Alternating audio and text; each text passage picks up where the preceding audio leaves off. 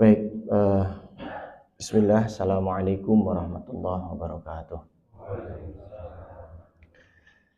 Bapak-bapak, ibu-ibu, jamaah Masjid Al-Mustaghfirin rahimakumullah,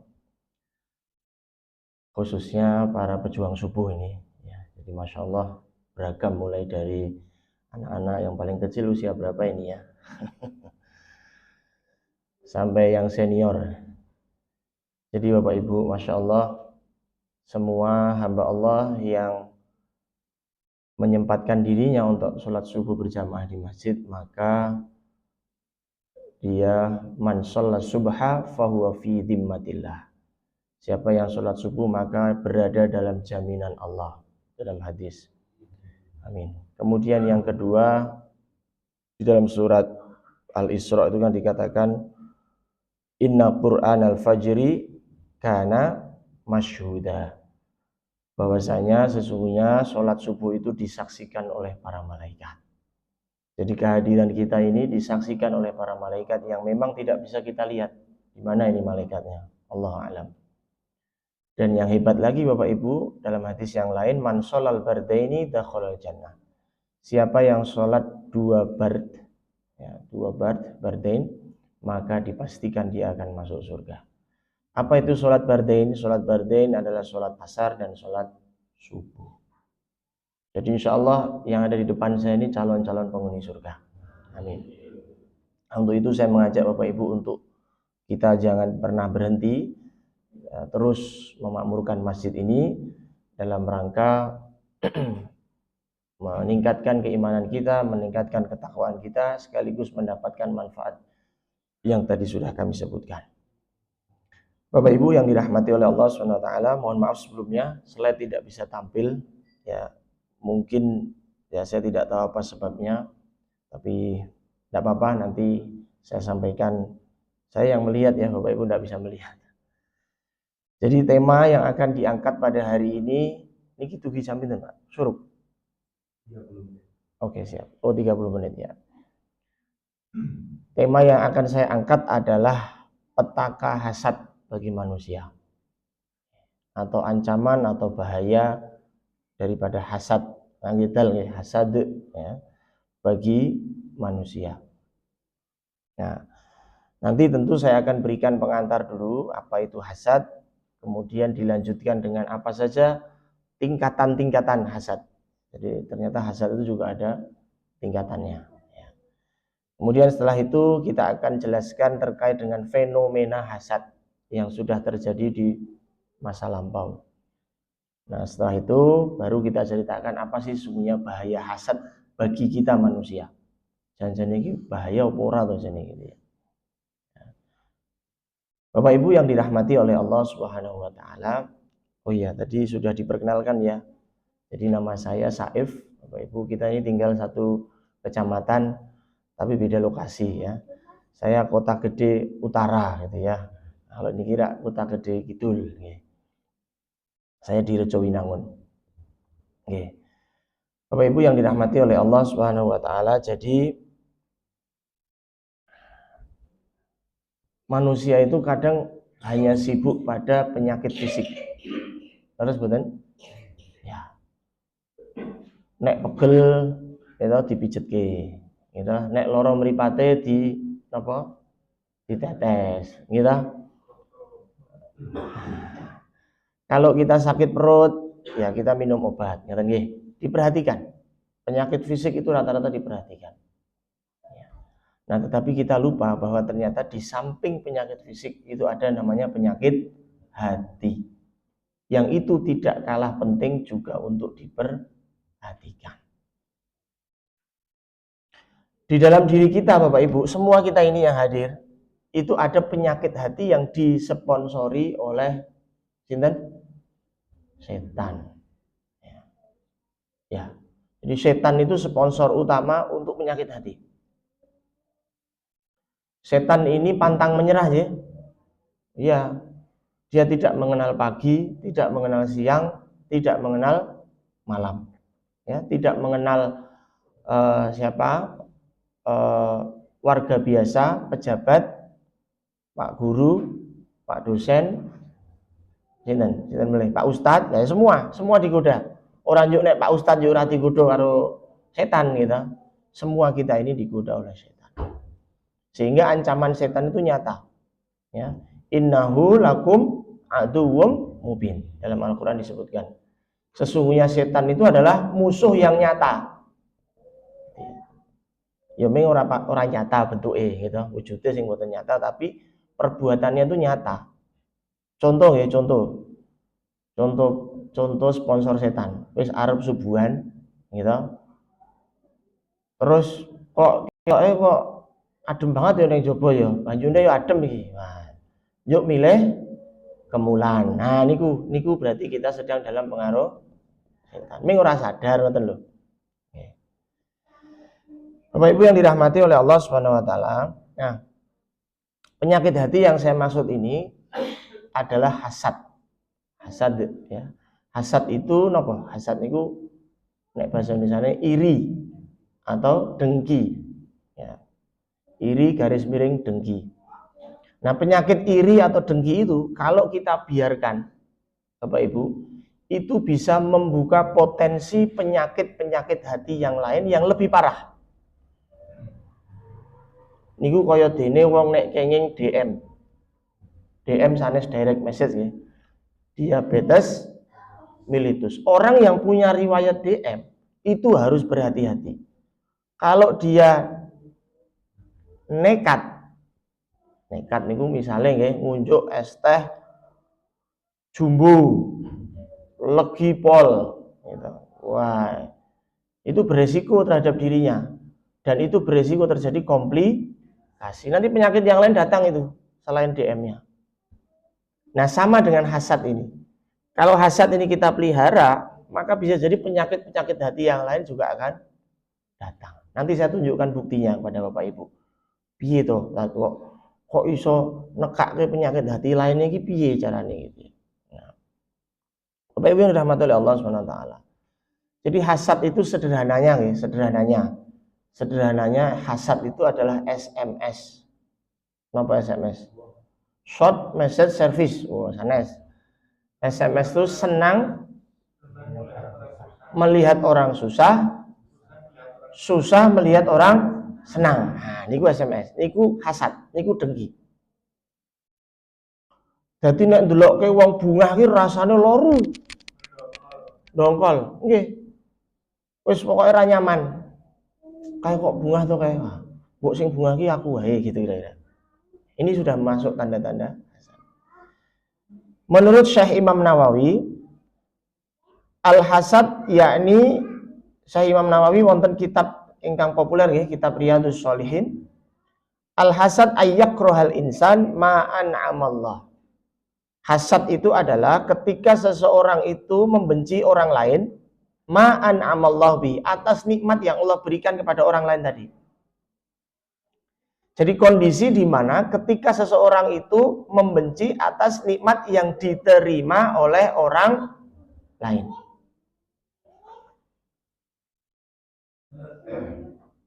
Jelas nggih?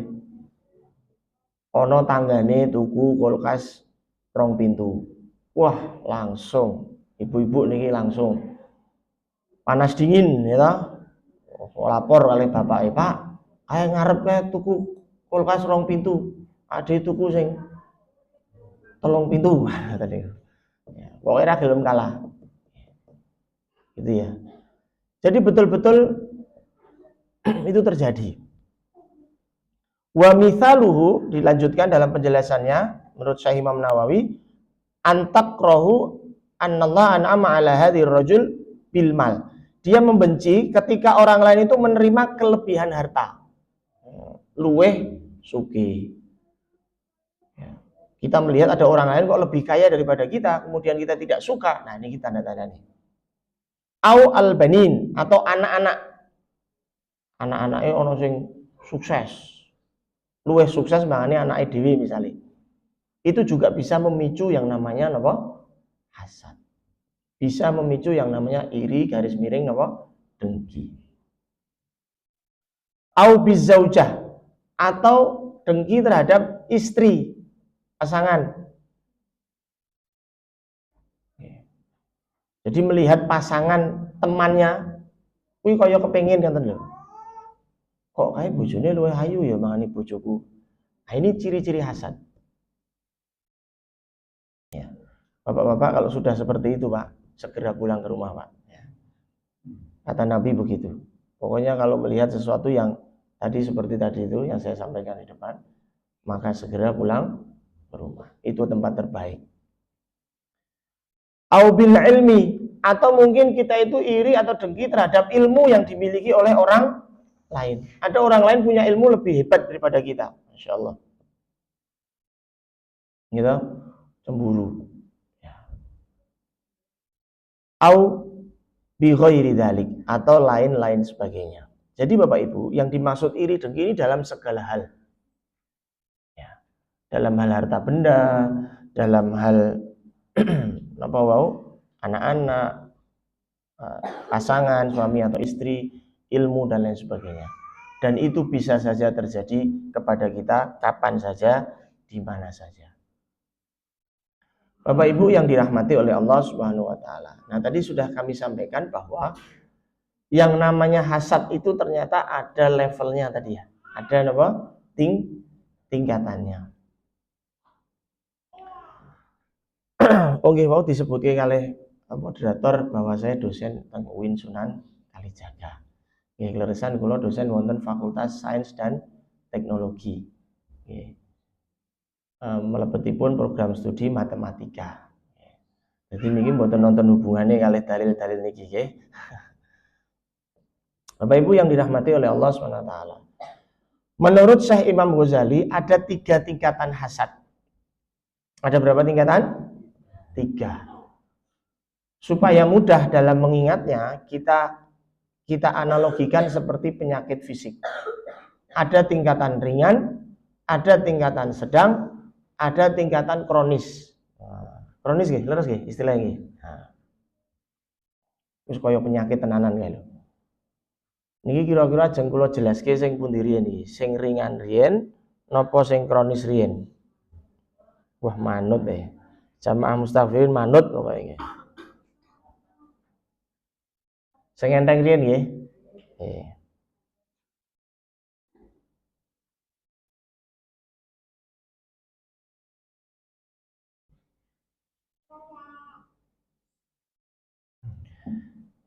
Kata beliau, yang pertama adalah ketika seseorang itu tidak suka orang lain itu mendapatkan kenikmatan yang lebih daripada dirinya, dan dia ingin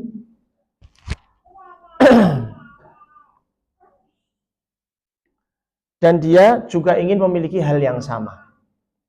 Ya, dia ingin memiliki hal yang sama. Ini sing paling ringan. Tur niki kathah yang terjangkit penyakit jenis ringan ini banyak sekali.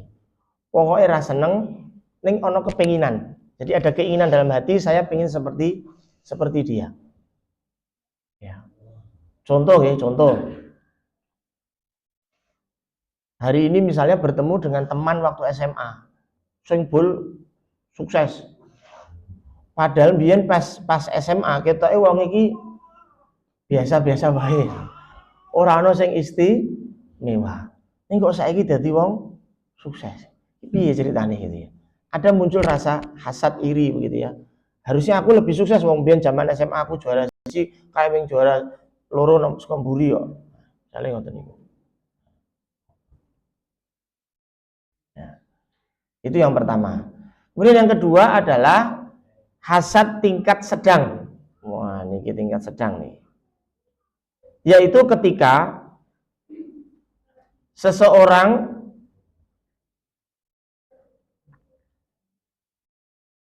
tidak suka atas kenikmatan yang diterima oleh orang lain dan dia ingin nikmat yang dimiliki orang lain itu hilang. Nah, ini wis rada nekat nih. Jadi pokoknya rasa seneng iri dengki karo nikmate dhek, ditambah pengen nek iso nikmate kuwi hilang, bablas. Nah, Masya Allah. Contoh ya, misalnya nek riyen niku teng RCTI niku wonten sinetron sing rada tokoh antagonisnya niku rada populer banget. Inisialnya M. Haji 2 kali atau 3 kali niku lah. Sinten, Bu? Haji? Niku tukang bubur haji niku lho. Pemain antagonisnya sinten, Bu? Wah, niku langsung apal Muhyiddin. Nah niku. Nggih. Haji Muhyiddin nggih. Wah. Niku saged nggih contoh niku. Saged nggih contoh fenomena di masyarakat. Ya, Haji Muhyiddin ini kan ceritanya iri atau dengki terhadap pencapaian yang dicapai oleh siapa? Haji Sulam. Wah, aku kok Ustaz kok ngetutke. Nggih, aku lho kudu ngertos niku. Nggih, sinetron sing episodenya dawa banget niku mboten entek-entek niku. Jadi Haji Sulam ini kan punya usaha bubur ayam. Ning bubur ayam ini ku larise ngeluwihi larise toko kelontonge Haji Muhyiddin. Ora trimo niku Haji Muhyiddin. Piye carane ben pembeline napa bubur ayam ki berkurang ngoten lho. Bagaimana caranya agar pembeli itu tidak datang ke tempat Haji Sulam. Segala cara dia upayakan, provokasi kepada pembelinya, wah ning kono bubure ra enak dan seterusnya. Sampai akhirnya kemudian yaitu ada semacam pengurangan jumlah konsumen. Nah, ini masuk dalam kategori hasad level sedang. Nah, nek hasad sing level kronis, niki sing parah nih. Hasad level kronis adalah ketika seseorang tidak suka atas nikmat yang diterima orang lain dan dia ingin niku Pak, menggantikan posisinya. Apa? Menggantikan posisinya. Itu sudah level paling berat. Contoh ya, contoh niki biasanya sing sok tinggi rebutan apa to jabatan. Perusahaan misalnya. Gitu. Si A niku iri kali si B. Soalnya si B niku promosi jadi manajer kira-kira kata niku gambaranipun. Nah, si A ini kemudian berpikir, wah kita kok enak ya jadi manajer ya. Kancaku kok nasibnya apik men ya. Kudune aku sing ning kono, kira-kira kata niku. Akhirnya si A mencari cara, mencari celah untuk mencari kesalahan si B. Digulai kesalahannya, piye carane? Kalau perlu dijebak dan lain sebagainya, agar apa? Agar komisaris gitu ya, itu menurunkan, mendegradasi jabatan si A, si B tadi. Wis piye carane digulai aib, dibuka-buka, dikorek-korek, ben ku medun pangkate melih, ngaten. Dan itu terjadi. Ya, si A berhasil untuk membuka aibnya si B, mencari-cari kesalahannya, sampai kemudian komisaris memutuskan bahwa si B ini tidak layak menjadi manajer dan turun pangkat. Nah, si A ini di saat yang sama juga berprestasi. Akhirnya si A bisa menjabati posisi apa? Manajer. Sama halnya posisi yang diduduki oleh si B sebelumnya. La haula wala quwata illa billah. Niki wonten mboten contone? Kejadiannya wonten mboten? Kathah. Di perusahaan itu banyak. Ya. Dan ini real terjadi. Bapak Ibu yang dirahmati oleh Allah SWT. Sehingga hasad dengan segala tingkatannya, ini adalah sesuatu yang benar-benar ada di depan mata kita. Ada di sekitar kita. Yang kalau kita tidak waspada, maka bisa jadi itu terjangkit pada diri kita. Bapak Ibu para pejuang subuh yang berbahagia. Nah, sebetulnya ya, hasad itu bukan hanya terjadi di era sekarang. Tapi hasad itu sudah terjadi sejak zaman dulu. Sejak zaman para nabi. Bahkan sejak manusia pertama yang diciptakan oleh Allah SWT, yaitu Nabi Adam. Saya bilang manusia pertama nih, karena kalau makhluk pertama itu bukan Nabi Adam, Bapak Ibu. Ya, makhluk pertama sinten? Anten sing ngertos. Makhluk pertama yang diciptakan Allah adalah kolam. Apa? Kolam. Itu sanes kolam ikan. Kolam lagi kof. Kolam kan lagi k. Kolam niku napa? Oh, sanes. Pena. Pulpen. Loh Ustaz, kok saged nggih ada hadis yang mengatakan bahwa Jadi 50.000 tahun gitu, sebelum langit dan bumi ini diciptakan, Allah sudah menggariskan takdir kita di dalam sebuah kitab yang sangat terkenal, yaitu kitab apa? Lauhul Mahfuz. Nah, siapa makhluk Allah yang ditugasi untuk menulis Lauhul Mahfuz itu? Ya, kolam niku wau. Di dalam hadis itu disebutkan kolam sempat bertanya, "Ya Allah, apa yang harus saya kerjakan?" Nah, kemudian Allah menjawab, "Tulislah ya semua takdir makhlukku, ya, baik itu takdir yang baik maupun takdir yang buruk." Sudah ditulis semua. Jadi Bapak Ibu, semua takdir kita itu sudah tercatat 50.000 tahun sebelum bumi dan langit diciptakan. Sudah lama sekali. Dan itu tidak akan berubah. Fix pun, kita hanya menjalani garisnya itu. Nah, kembali kepada tadi, jadi Nabi Adam alaihissalam, ya, sebenarnya yang iri, yang dengki bukan Nabi Adam, tapi putra-putranya. Ya. Jadi Nabi Adam itu kan punya anak berapa, Bapak Ibu? Punya anak 4 ya. Ya. Ada namanya sinten sing jaler riyen. Qabil, Habil, gitu. Nah, Qabil itu punya saudara kembar namanya Iklima. Nah, Habil itu juga punya saudara kembar namanya Labuda. Terus, Pak. Jadi ini saudara kembar putra-putri kata lho. Nah, suatu ketika mereka ini sudah dewasa. Kemudian Nabi Adam hendak menikahkan mereka. Ya.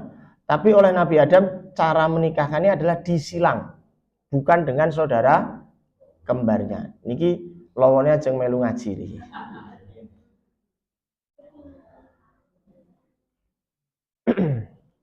Dan terus pernikahannya pripun, Bu? Disilang. Jadi Qabil entuk Lubada, Habil entuk Iklima. Pertanyaan kula, kok Nabi Adam kok milih ke podo-podo sedulur toh? Kok ora liyane toh? Nah, niku jawabane leres, Pak. Wis ora ono pilihan minggu ya ono ning menungso.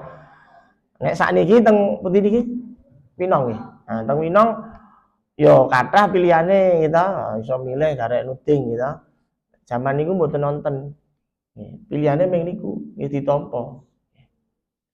Nah, Bapak Ibu yang dirahmati oleh Allah Subhanahu wa taala, nah si Qabil dan Habil ini kemudian terjadi perselisihan. Lebih tepatnya yang dengki adalah Qabilnya. Jadi di Qabil ini dengki kepada Habil. Kenapa? Karena saudara kembarnya Qabil yang namanya Iklima itu lebih cantik daripada Lubada. Labuda. Ini gimana loh? Dia itu iri karena apa? Zaujah. Karena pasangannya. Nggih. Dia iri. Karpe Qabil ki yo nek iso nikah yo karo pasangan karo kembarane dhewe ngoten lho. Ya. Tapi tidak begitu yang diinginkan oleh Nabi Adam alaihis salam. Apa yang terjadi? Qabil karena dengkinya kepada Habil sampai dia akhirnya berusaha untuk apa? Membunuh Habil. Ya. Nah, di dalam surat Al-Maidah itu diceritakan. Al-Maidah ayat 28. Sudah kula buka nggih. A'udzu billahi minasyaitonir rajim. Bismillahirrahmanirrahim. La im basatta ilayya yadaka litaqtulani ma ana bibasit.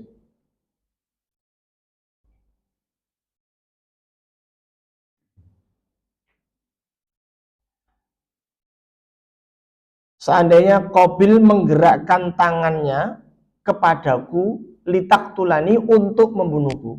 Jadi ini yang bilang siapa? Habil. Habil bilang kepada Qabil, seandainya Qabil itu menggerakkan tangannya untuk membunuhku, ma ana bibasit yadayya ilaika liaqtulak. Maka aku tidak akan menggerakkan tanganku sedikit pun untuk membunuhnya. Jadi di sini tidak ada istilah saling membunuh, ya. Yang ada Qabil berusaha membunuh Habil. Habil defensif. Tidak kemudian yuk saling membunuh. Berbeda kalau orang dalam peperangan. Gitu, dalam peperangan itu niatnya podo. Gitu. Pihak sini ingin memerangi lawannya juga ingin memerangi, sama-sama ingin membunuh. Ini mboten. Walaupun Qabil sudah mau membunuh Habil, Habil tidak akan melakukan apapun kepada dia. Dan qadarullah wa masya'a, terjadi pembunuhan itu. Qabil akhirnya membunuh siapa? Habil, atas dasar kedengkian, atas dasar hasad. Naudzubillah min dzalik. Sehingga itu benar-benar terjadi. Itu kejadian yang pertama. Kejadian yang kedua terulang lagi di zaman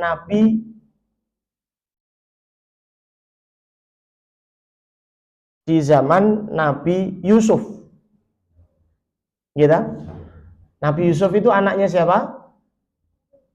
Nabi Yakub. Okay. Nah, Nabi Yusuf itu punya anak namanya Nabi Yakub itu punya anak Nabi Yusuf, kemudian Nabi Yusuf juga punya saudara kandung bernama sinten? Sanes, Bunyamin. Nah, kemudian punya saudara tiri jumlahnya 10. Kalau balik ini ya. Jadi Yakub itu punya anak berapa? 12. Yang 10 itu adalah saudara tiri dengan Nabi Yusuf. Nanti Bapak Ibu bisa cek ya di dalam Al-Qur'an surat Yusuf, mulai dari ayat 8 sampai 18. Cerita kedengkian para saudara tirinya Yusuf kepada Yusuf itu nyata. Ini kalau soalnya di waktu ini. Itu nyata. Saya baca singkat saja intinya dari ayat-ayat itu. Kejadiannya bermula dari 10 saudara tiri itu cemburu dengan perlakuan Nabi Yakub kepada Nabi Yusuf. Bapak ki pilih kasih, gampangane ngoten iki. Ketoke kok luwih sayang karo Yusuf tinimbang awake dhewe sing 10 gitu. Kira-kira begitu. Sampai kemudian ada yang mengusulkan bagaimana kalau Yusuf kita bunuh saja. Niku rapat. Jadi wong 10 niku rapat. Piye nek Yusuf dipateni wae. Terus wonten sing usul aja dipateni lah. Dicemplungke sumur wae engko ora ditemu wong, gitu ya. Akhirnya yang disetujui yang mana Bapak Ibu? Cemplungke sumur. Kemudian mereka meminta izin kepada Nabi Yakub. Wahai Yakub, besok kami mau piknik. Healing. Mau mengajak siapa? Yusuf. Ini bahasanya nggih mboten piknik nggih. Niki ming bahasa kula nggih. Dijak piknik gitu kalih senen saudara tirinya.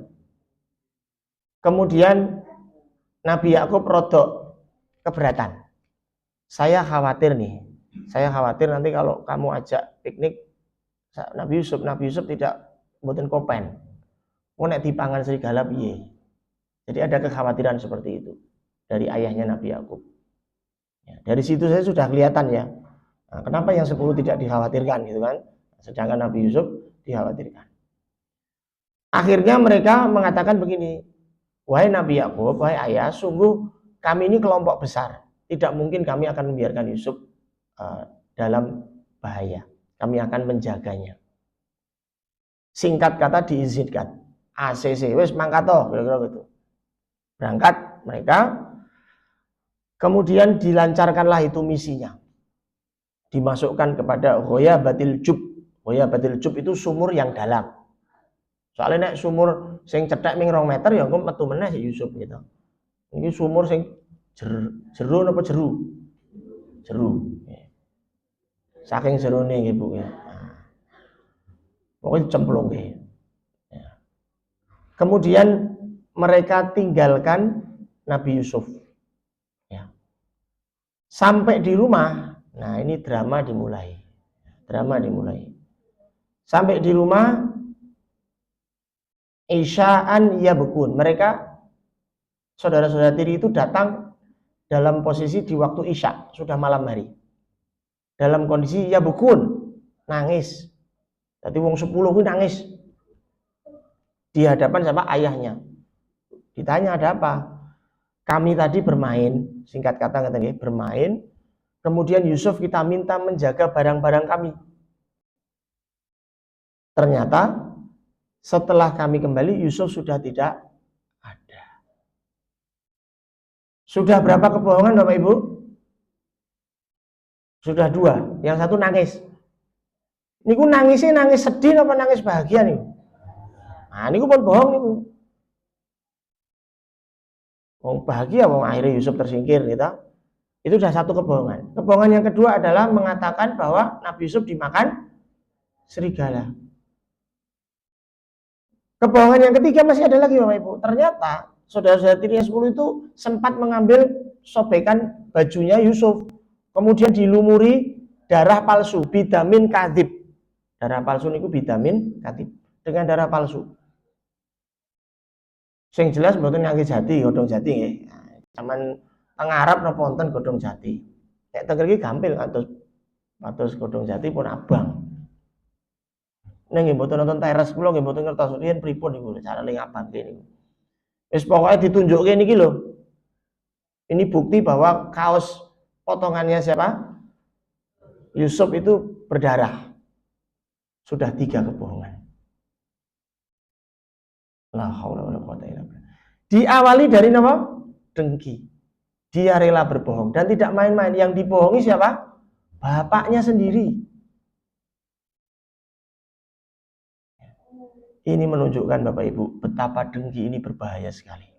Orang kalau sudah kerasukan dengki, maka keburukan itu bisa terjadi, kemaksiatan bisa terjadi yang levelnya lebih besar.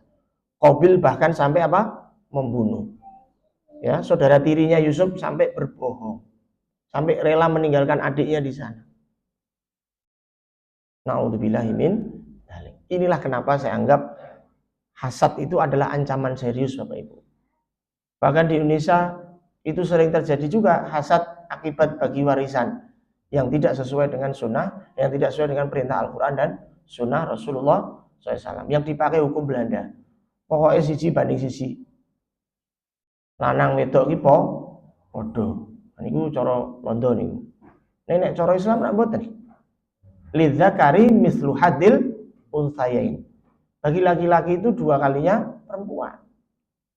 Wes niku mboten usah diprotes. Memang ngoten niku tata caranipun. Tapi toh begitu masih ada yang tadi hasad. Enak ya anak lanang itu loro aku untuk siji ya. Ada hasad-hasad seperti itu masih ada. Dan itu yang harus kita hilangkan Bapak Ibu. Karena apa? Karena ini berlaku hukum Allah. Kalau sudah hukum Allah, kita hanya bisa mengatakan sami'na wa ata'na. Kami dengar dan kami ikuti. Sudah. Kok sholat duhur kok 4 rakaat, ora 3 rakaat wae. Ya enggak bisa, itu sudah sami'na wa ata'na. Memang begitu aturannya, memang begitu rule yang Allah berikan untuk kita. Baiklah Bapak Ibu yang dirahmati oleh Allah SWT. Yang terakhir sebelum saya mengakhiri, karena tinggal 5 menit. Bahaya hasad. Jangan-jangan bahayanya hasad itu apa toh? Kan tadi kita sudah cerita bahwa hasad itu bisa menimbulkan apa? Kemudorotan atau penyakit-penyakit hati yang lain. Nah, ini bahaya hasad yang lain adalah yang pertama ternyata hasad itu bisa menggerogoti kebaikan kita. Bisa menggerogoti amal soleh kita. Niki hadis dari Abu Dawud, hadis riwayat Abu Dawud dari Abu Hurairah. Iyyakum wal hasad, jauhilah olehmu hasad, jauhilah olehmu dengki. Kenapa? Fa innal hasada, maka sesungguhnya dengki itu yakulul hasanat, bisa menggerogoti kebaikan. Kama ta'kulun nar, sebagaimana api menggerogoti apa? Al-hatab, kayu bakar. Ini analogi yang luar biasa. Ya, dengan bakar kayu gitu. Niku rak suwe-suwe kayune nggih entek gitu. Itu sama halnya ketika kita menabung kebaikan, menabung amal soleh, kemudian kita hasad, maka tabungan amal soleh kita tadi apa? Ludes. Astagfirullahaladzim. Jadi kebaikan yang sudah kita tanam, sudah kita investasikan sebanyak-banyaknya itu bisa hilang itu gara-gara hasad itu. Itu yang pertama. Kemudian yang kedua, hasad itu ternyata secara psikologis nih Bapak Ibu, itu memberikan stresor pada diri sendiri, memberikan beban. tekanan pada diri sendiri. Biasanya wong hasad niku uripe mboten tenang. Nggih, saestu. Galau, curiga, kesel, apa? Jutek, berat, gerangsang, nelongso dan lain sebagainya. Intinya itu sesungguhnya memberikan dampak kepada apa? Kepribadian kita, hati kita. Niki kula wacake salah satu hasil studi nggih. Niki terjemahe mawon, ini bahasa Inggris soalnya. Yang namanya hasad, iri atau dengki itu can affect individuals mental health, bisa berdampak kepada kesehatan mental kita. Niki saat niki lagi tren ya. Banyak mahasiswa yang mengalami degradasi kesehatan mental, memiliki masalah dalam hal kesehatan mental ya. Ternyata yang namanya dengki itu bisa membuat jadi terganggu kesehatan mentalnya. Ketika anak-anak remaja itu membuka medsos, dia melihat flexing, kekayaan yang dipamerkan oleh pihak lain, oleh temannya, maka dia langsung mentalnya terganggu. Aku ya pengen koyo kae. Nah, gitu. Mulainya dari situ, Bapak Ibu. Jadi tolong diwaspadai putra-putrinya. Karena medsos itu memang mempertontonkan kekayaan ya, yang dimiliki oleh orang lain. Bahkan dalam tahap yang lebih parah, yang namanya dengki itu bisa menyebabkan depresi, marake stres. Saestu. Itu yang kedua. Kemudian yang terakhir, Bapak Ibu yang dirahmati oleh Allah SWT, ternyata dengki atau iri ini adalah penyakit menular. Jadi sing menular niku mboten ming Covid gitu. Tetapi dengki. Orang yang berada di dekat pendengki, terus ya. Orang yang berada di dekat pendengki itu punya resiko juga ikut-ikutan mendengki. Saestu. Apa namanya diprovokasi gitu, Mas langsung. Oleh karenanya di dalam surat Al-Falaq di ayat yang terakhir itu jelas ya. Qul a'udzu birabbil falaq, ya katakanlah Muhammad, a'udzu birabbil falaq, aku berlindung kepada min syarri ma khalaq wa min syarri ghasiqin idza waqab wa min syarri naffatsati fil 'uqad wa min syarri hasidin idza hasad. Dan aku berlindung kepada Allah dari kejahatan hasidin. Hasidin itu sinten? Pendengki. Aku berlindung kepada Allah dari kejahatan pendengki idza hasad, ketika dia mendengki. Bahaya niku. Nek wong pendengki niku lagi mendengki niku iso ngejak-ngejak sebelah niku. Terus sebaiknya gimana Ustaz? Tinggalkan saja. Kita cari aman. Pokoknya aja melu-melu. Karena dengki itu bisa merusak amal soleh kita. Dengki itu bisa merusak kebaikan kita. Demikian Bapak Ibu yang dapat kami sampaikan. Mudah-mudahan yang sedikit ini ada manfaatnya. Dan mudah-mudahan Allah menjaga kita, menjauhkan kita dari penyakit hati yang namanya dengki ini. Amin. Billahi hidayah wa taufiq wa basyiril mu'minin wa basyiril mukhbitin. Assalamualaikum warahmatullahi wabarakatuh.